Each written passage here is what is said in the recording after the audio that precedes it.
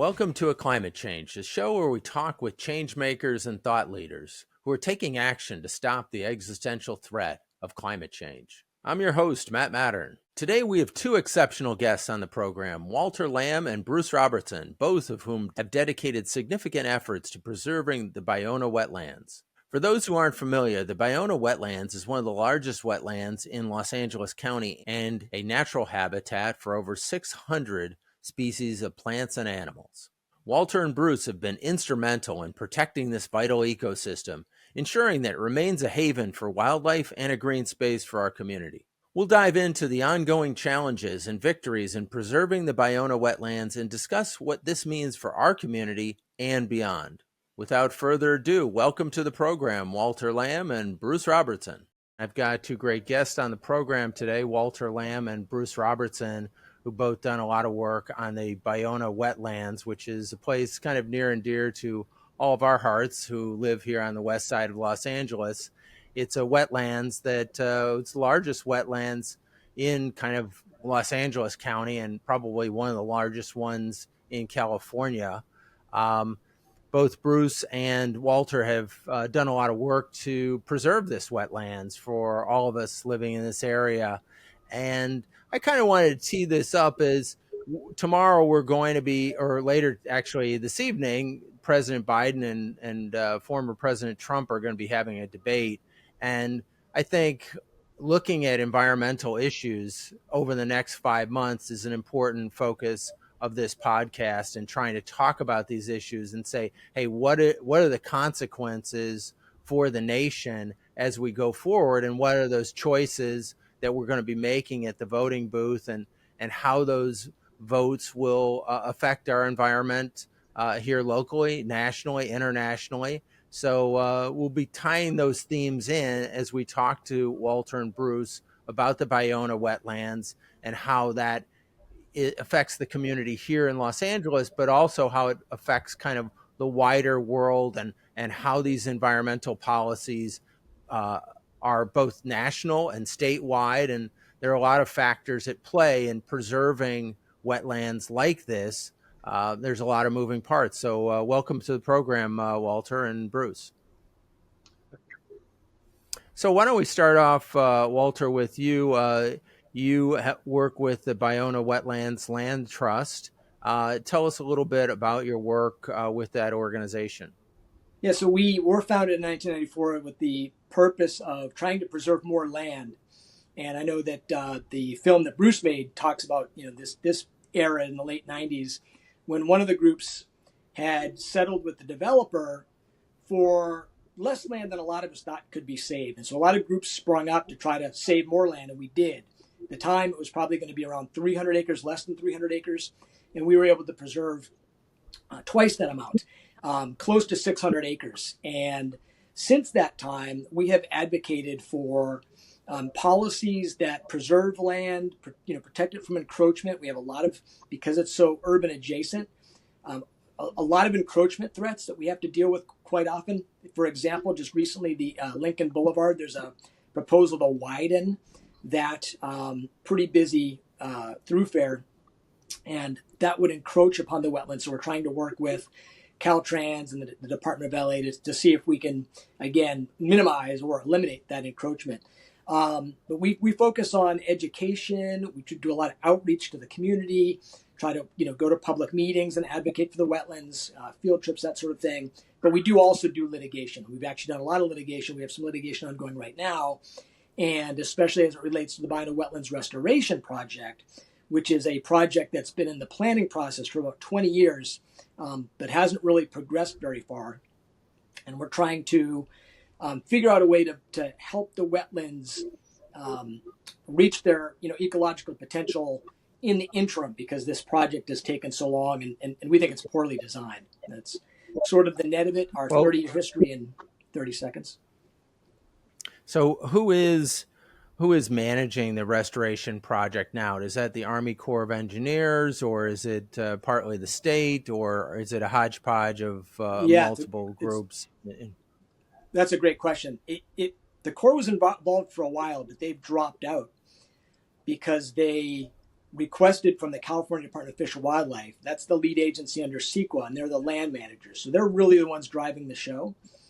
And the Corps of Engineers, there was a discrepancy in the flood control, which seems like a pretty important thing. And they actually got it off. It was off by about 50%. And so the Corps said, well, you need to fix that, and you need to give us all this additional engineering information. That was going to be cost prohibitive. So what the Department of Fish and Wildlife did instead was that they haven't given them that information, and they've been working on a much smaller project that they're going to try to commence with. But the U.S. Army Corps of Engineers hasn't been involved since September of 2019, so almost 5 years. So where do you see this going? I mean, should people be taking action to talk to the state departments here in California, Department of Fish and Wildlife, to put pressure on them to move this project along? Because as some of us know, there's an invasive weed problem, and that only a small portion of this 577 acres is really kind of restored to its pristine, natural state, and a lot of it is invaded by weeds. Right, and that's a really good point. And so, I guess a couple of notes: you're going to have different people with different perspectives on which plants, in that spectrum of native, non-native, invasive, which ones are the most harmful. We certainly agree. We want to see much more native vegetation there, and we think that's possible right now through community stewardship. So we definitely think that the community should be speaking up and saying, since this other project is so far out into the future, let's get some community stewardship going on right now. That's beneficial in many ways. It helps, again, the habitat there, but it also helps get the community more involved. It shifts us away from arguing, which has been going on at Ballona Wetlands for about 40 years now, and gets different groups together out there, rolling up their sleeves, fresh air, and working to restore the habitat. So in terms of the amount of land that's functioning, that's a really tricky question because, it's Los Angeles. So there's not probably a single square inch out there that's what it was, 200, 300 years ago. But right off Jefferson, for anyone who rides, who commutes on Jefferson Boulevard through Playa del Rey, you're going to see a seasonal wetland, a non-tidal wetland, right at the edge of Jefferson Boulevard that is full right now with ducks. There was a lot of nesting ducks, wading birds, you name it. We've had dozens and dozens of species there. So I think the extent of the degradation is sometimes exaggerated by the groups that are pushing for the project. But no question, there needs to be some work done. We think that can be done right now with community stewardship. And we think that the project as designed is not a good idea. So we have been opposing that project. And but really the issue is it's no longer viable, we don't think, economically. We don't think it's actually ever going to get done anyways. So we really need to focus on the community stewardship. So what is the project as designed? What does that entail? Well, the full project involves knocking down the existing flood control levees, and that would require a permit from the Army Corps of Engineers, and then recontouring the creek into more of a winding shape, and then moving the levees back to the perimeter of the ecological reserve, so allowing more of the water to come in. So, and up to that point, I would certainly, think that sounds like a good idea. The problem is when you actually look at the designs, they have to put that soil somewhere. They have to build the new levees, and they have to maintain the flood control, right? Because we're in a pretty urbanized environment. And that's where things went off the rails a little bit. First of all, again, like I said, they got the flood control numbers wrong. And so that's going to take them quite a bit of effort to get those corrected. But also, one of the areas that they want to build the new levee is right on top of existing endangered species habitat, the Belding Savanna sparrow, which is going to get a new name soon. And so that was a problem for us right off the bat. It's really rare for a restoration project to actually be destroying the existing breeding habitat of an endangered bird. Friends of Balona Wetlands, who I know you spoke with a couple of years ago, they had the same concern that they voiced in their comments. They said, this seems extreme. It seems ecologically irresponsible. They've since softened that opposition. But it is a big deal, actually, to get rid of so much, really all of the existing breeding habitat. Now, they would argue that they would hope that there's going to be some new habitat developed as part of the restoration plan. But that's a big if. These are birds that have a lot of site fidelity, which means they don't really just always go around and explore, looking for new habitat to breed in. So that's a big concern for us with the project. But again, because they have really not made any effort in the last 5 years to get permits from the Army Corps, we don't think they're really even pursuing that particular project anymore, which is part of the issue. Well, I'd say one theme that I hear coming through from your comments is those of us who are, neighbors or affected by this project directly have to become more engaged in the process to make sure that the good decisions are being pushed and moved forward, because otherwise, if we just kind of outsource our thinking to other powers that be, they may not make the best choices. So kudos to you and your group for kind of keeping eyes on it. It's a bit shocking that they could get the flood control numbers wrong by whatever 50% off. You'd think that they would have had good engineers doing this, but they make mistakes from time to time. So you have to really continue to kick the tires. Bruce, I'd like to bring you into the conversation. Bruce, you did a documentary on the Ballona Wetlands back years ago and won some awards for it. Tell us how you became involved, and tell us a bit about the documentary, and maybe where people can find it on YouTube. And it's beautifully shot, and you can see a lot of the species that live in that area, and it's pretty phenomenal here in this urban area to have so many different species living right here.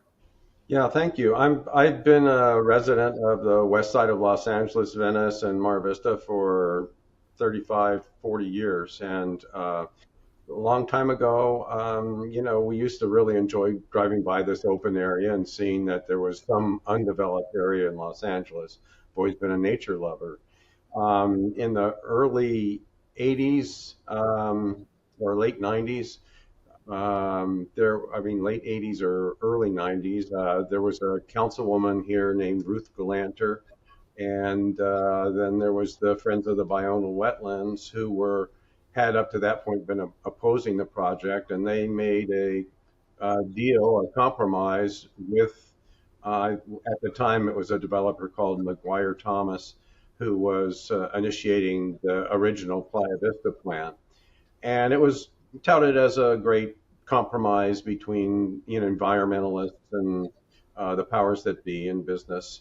And I didn't pay a lot of attention to it. But then in the mid 90s, I met some people that were involved with the Bolso Chico Wetlands project, and I started looking at what exactly was involved in the plans for the Playa Vista project. And as I started looking into it, I realized that there was very little real habitat being saved, and they had plans for massive residential projects west of Lincoln Boulevard. And I think, if I remember correctly, over 12,000 units or something like that. So when I saw that, I thought, wow, that doesn't really sound like a very good compromise. And I started talking with other people about it, and it was around that time that the Ballona Wetlands Land Trust was also starting to get formed and get involved. And so several of us started meeting together and realized that we thought there was some work to do, and that we decided that compromise was not acceptable, as it wasn't in the best interest of the wildlife there. And so we started forming a coalition. I also started a nonprofit called Ballona Valley Preservation League. And eventually we were able to get over 80 environmental groups to come on to this coalition, including Sierra Club and Surf Rider Foundation, CalPERG, and some other significant players in the LA environmental movement. And we started gaining traction. We filed a lawsuit challenging the environmental impact statement that the project had, and eventually got a favorable ruling from a court that described their decision on the the approval process, the judge called it arbitrarious and capricious and arbitrary. And so we were gaining momentum. During that time, I started going out. I'm a private investigator. I also am a videographer, and I started going out in the wetlands and just filming wildlife there, just in for the purpose of documenting the wildlife that was there. Because one thing that became apparent to me is that as people drive by it, it just looked like barren land and really didn't, it doesn't have the majesty. Wetlands, have PR problems. They don't have the majesty of the redwoods or waterfalls or anything like that. And so people may not recognize them as the important habitat that they are and how valuable they are. So as I was filming, I was getting great wildlife video of species there that people weren't even aware were there. I started showing it to people, and they said, "Oh, you've got to make a film about this. This is amazing. We got to get this out." So I embarked on making a documentary film. I was fortunate enough to have the advice of a documentary film professor at USC by the name of Amanda Pope, who helped me a lot in informing the documentary, and eventually came up with a 14-minute short film about saving the wetlands and the wildlife that was there and the threat of the development, and was well received. I won several awards in wildlife film festivals and things like that, and that was a great boon to our efforts. And they continued on into the later 90s and early 2000s, and then eventually it was a stalemate for a while. We had this court ruling, but the developer was appealing it, and things weren't really moving in either direction. And then we were able to get there was a ballot on the it was a California ballot that provided some significant funds for wildlife acquisition in the early 90s, and eventually we were able to get money under that legislation approved for purchase of the wetlands, which eventually resulted in the deal with the developer to uh, get the 600 or so acres into a trust, a public land trust, and at the same time, there was $100 million that was provided to the developer to purchase that land. It was, for some people, that was a little controversial because we were trying to stop the entire development, and at the same time, we ended up with a compromise that gave them money that some people felt was supporting. Well, it was obvious a help to them, but we decided that that was the compromise we had to make, and I think it was a very good compromise. And as Walter said, there are now around 600 acres of wildlife habitat that are slated for, well, they're already in the public trust and can never be taken out of it. Yeah, it's a fantastic result and a great story. And one of the things that I picked up on that you talked about was the wetlands have a PR problem. And I thought that was kind of brilliant. Particularly, I had just been at this Hollywood Climate Summit, and they were talking about how the oil and gas people have been just, incredibly successful at having a PR to support what they're doing. So they have sold effectively their thing. And one of the things they were talking about is that this kind of PR genius Smertz for Mobil Oil, one of the things that he would do was support things like Masterpiece Theater. But one of the areas they supported most on public television was wildlife programs and wildlife Yeah. documentaries to kind Uh-huh. of give this soft feel of, hey, the oil companies, we like environmental things, and we're not so bad, and we can protect certain areas that are really nice, but Mhm. other areas really aren't that big of a deal. So it was kind of this brilliant PR strategy, and we could all in the environmental movement take some pages out of their very slick PR strategy to promote the environment, because the environment hasn't really had as an effective advocate as these, $1 trillion oil companies have, spun their needs very effectively. And real estate developers and tobacco industry, all those guys have tremendous PR machines that Mm-hmm. spin messages that aren't anywhere near accurate, but they're persuasive in their ability to get people to think, oh, darn oil companies, they're not so bad. Mm-hmm. So anyway, kudos to both of you for helping protect this amazing piece of wetlands in an area that's highly populated.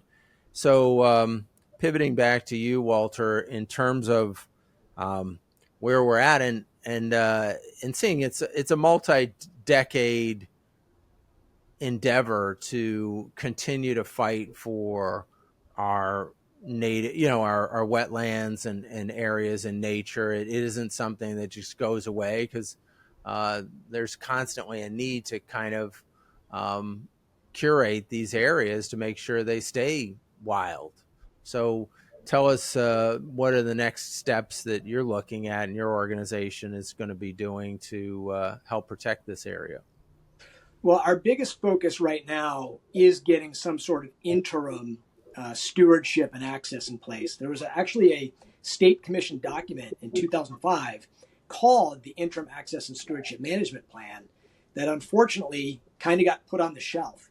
And, one of the reasons is because this large scale restoration proposal that we've been hearing for 20 years, that's 2 or 3 years away. It's always 2 or 3 years away.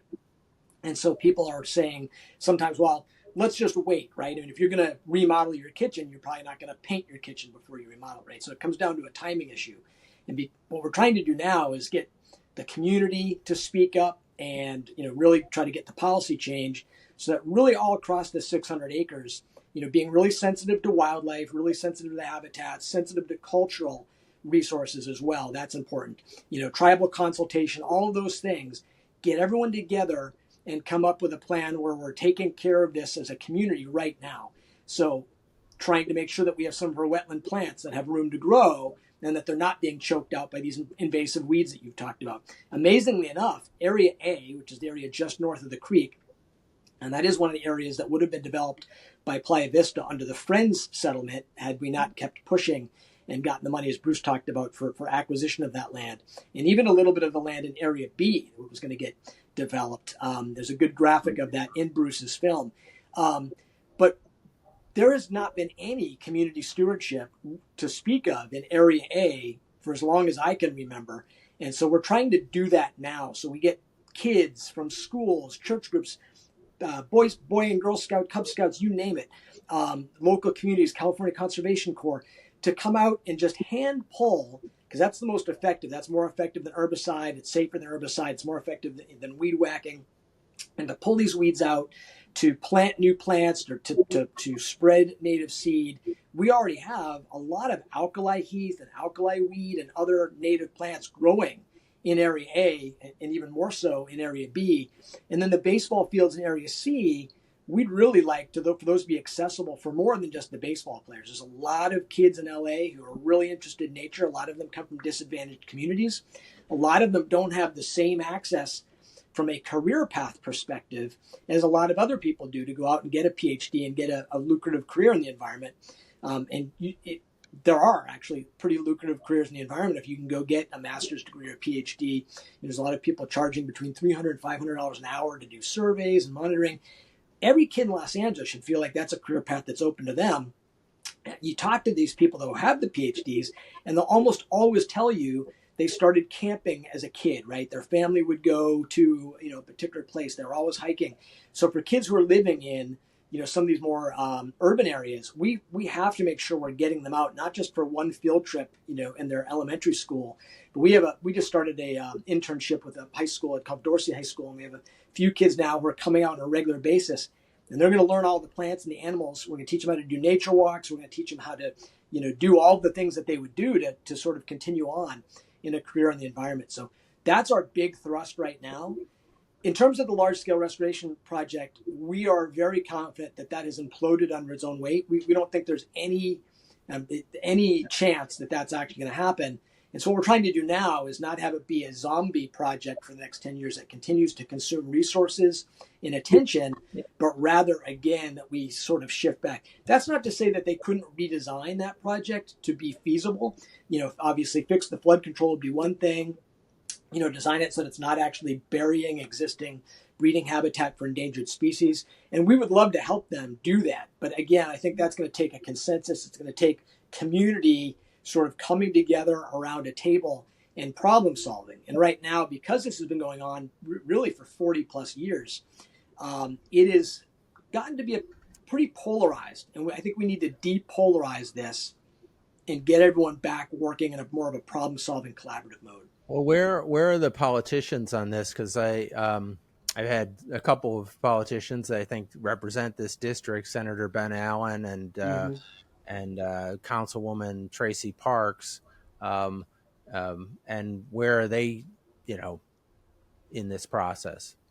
Well, interestingly enough, we're not aware of a single politician who has come out with a statement in favor of the project or come out with a statement, in opposition to the project. And I think, partly that's just good politics, is wait and see. But I do think we're at the time now where we need folks not necessarily to come out with the large scale project, because again, we feel like that kind of died on its own, but to focus more on, well, what is going to happen? And I think where we're hoping to get them on board, we did get one great letter from Assemblywoman Tina McKinnor saying, hey, it's time for us to make this accessible to local kids to come out here and learn about nature. I'm happy to share that letter with you. We really want all the other elected officials to get on board with that, because there's so much promise at the Ballona Wetlands. We don't have to wait another 20 years for them to work through all their permitting and engineering issues. If you come down to the wetlands now, the Area A, right across from Whiskey Red's restaurant, every Wednesday through Saturday from 8 a.m. to 1 p.m. is open to the public. And we're down there a lot. We're down there monitoring plants, taking pictures, documenting things. We were doing some weeding for a while. We're trying to get back to where we are able to do that again. So I would say to everyone, come on down, visit the wetlands, see for yourself what a great place it is to be. Even when you can see a lot of invasive weeds, you're going to see a lot of native plants as well, and lots of native wildlife. And it's also just great, to Bruce's point earlier, open space is so rare in Los Angeles. And this is an expansive open space. So we really need to just take advantage of what we have. And like I said, get the community together. We're not all going to agree on everything, right? It's messy, right? Democracy is messy. But if we can get enough people together and build enough of a consensus to move forward with something on the community level, we think that's going to transform this, what's already a gem into an even more valuable place ecologically and also from a community perspective. And tribal engagement is critical to that as well. Well, thank you for keep pushing that forward, Walter. And Bruce, tell us a little bit about, what your thoughts are 30 years on from joining this process, and what you see as kind of things that people who want to get involved can do, and how somebody like yourself takes the bull by the horns and just goes out and starts documenting the problem and says, hey, let's just make a difference here. Yeah, well, it was, I think I would like to encourage anybody that is a lover of nature or whatever injustice or problem you see in society. If you nowadays with iPhone, you can, or any type of cell phone, you can make a movie with that. We didn't have that when I was making my film, but I think individual activism is still in play, and that people can go out if they get interested in a project and start making a difference. And it's rewarding to be involved in that. I have not been involved in this restoration process. I think that, it sounds like they were just biting off a lot more than was practical. in terms of what they wanted to do to restructure the wetlands. And, they've been in the state that they are for, probably 50, 80 years. And I don't think a radical remake is just that practical at this point. So I really like Walter's point of view to just start getting people out on the land and start using this beautiful resource that we have, and be able to make that available to the community as well. I also want to make one other little pitch, and that is that I am looking for a web designer or web developer to post my video. And the content is on a DVD, and if somebody out there wants to help out in that way, then we'd very much appreciate some help in that direction. If they could get in touch with you, Matt, and let us know. Yeah, that would be great. Yeah, all these little pieces of activism help spread the word, and your film was a great piece of activism, and it's very, it's propitious timing in that I was just at this Hollywood Film Festival or Hollywood, and they're talking about getting these messages out to people, and you did exactly kind of what they're talking about doing now 30 years later, which is getting out there, filming things, getting the word out, and making a difference. And we can all do that, like you said. Document what's happening, share it, post it, get engaged, talk to your representatives, and it's similar to what Walter was saying. Let's take some baby steps here and make some progress. We may not hit perfection, but we can make some progress, pull some weeds, get out there, show kids what it's like to see these amazing wetlands in person, see some of the amazing wildlife that we have here in LA, which kind of is hidden in plain sight from a lot of our views. Maybe a lot of us don't see the kinds of things that you see at the Ballona Wetlands just walking down your average street. So I encourage everybody to get out there, get involved, check out the Friends of Balona Wetlands as well. They've certainly been an organization that's been involved in this for a long time, have done a lot of good work.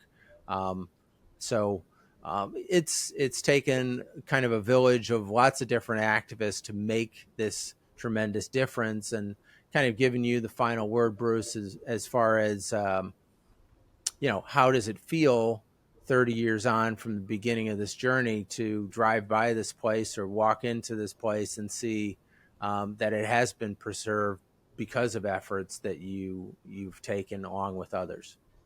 Well, you're exactly right, Matt. It is very, very satisfying to drive through there and see that at least west of Lincoln Boulevard, there's still beautiful open space there. It's very satisfying. I'm glad we still have that great resource in Los Angeles, and I do think that people should take away from the struggle that we waged. That you can make a difference, and it just takes persistence. And as you said, I encourage people to get out to the wetlands and see what's there, because there's beautiful nature there, and you just gotta kind of get down on the ground level to see it. I always argue that one of the best things people can do to help the Ecological Reserve is to get there for a visit. I know a lot of people hear about it, via mechanisms like this, which are important, but it's great to actually be there, to see the wildlife, to see the native plants, also the invasive plants, right? To get understanding of, the situation, so that they can make, more informed decisions about, what kind of policies they might support. And as I mentioned, the Area A is north of the creek, and it's basically in Marina Del Rey, right across from Whiskey Red's restaurant. And it's open from Wednesdays through Saturdays, 8 a.m. to 1 p.m. That's a great place to go on your own. You can always ask us, one of our folks, to join you. I can be reached at walter@biona.org. We've got Sophia, Gabrielle at the same address. Shoot us an email and we can meet you down there, but or just go on your own and explore for yourself. And then east of that is a place called Area C. That's not open to the public. So anyone who drives by on Culver Boulevard, sees the baseball fields. Interestingly enough, those baseball fields are in the Ecological Reserve, but we'd love to get those fields also open for nature education and appreciation. Right now, that area is not open. And then south of the creek, of course, is we call Area B. And Nature Nexus Institute does first Monday and second Sunday. So tomorrow, July 6th will be an event, and I'll be volunteering for them and leading a bird walk. And then east of that is the freshwater marsh that you mentioned earlier, and that's at the corner of Lincoln Boulevard and Jefferson Boulevard. That's actually not inside the Ecological Reserve, and just to be clear, our organization doesn't have a whole lot to do with that, other than we, look at the studies in terms of the, hydrological connection from the freshwater marsh to the rest of the Ecological Reserve. But, definitely get there. That's the first thing. And then the other bit of advice, I guess, that I would have is always try to stay focused on the wildlife and the plants. This is something that's been going on for 40 years, and there is a lot of acrimony. You're going to get a lot of, there are people who feel like they've chosen sides, and there's a lot of debate. The last thing we want is for people to think that the Ballona Wetlands is just something people fight over, right? That's the last thing that it is. It's a really amazing place. So if you get down there and then just start to, focus positively on, what kind of change can we make right now to improve some of the things we've talked about: trash, invasive vegetation, better habitat for the wildlife. So that's the biggest takeaway I would leave with your listeners. Yeah, well, thank you so much for joining us on the program today, Bruce and Walter.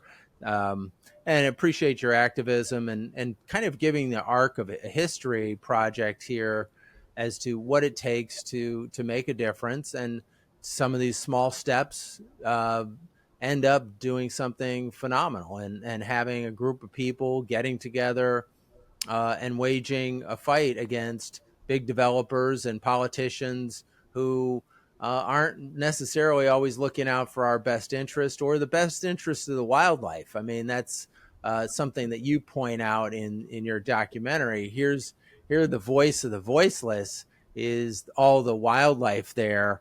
And as you said, there's 500 species of plants and animals in this fairly small area that help protect. And that's a pretty phenomenal result. And kudos to you for helping do all that great work. Thank you, Matt, and kudos to you for what you're doing with this podcast and your commitment to the environment. It's something that I very much respect, and thank you for it.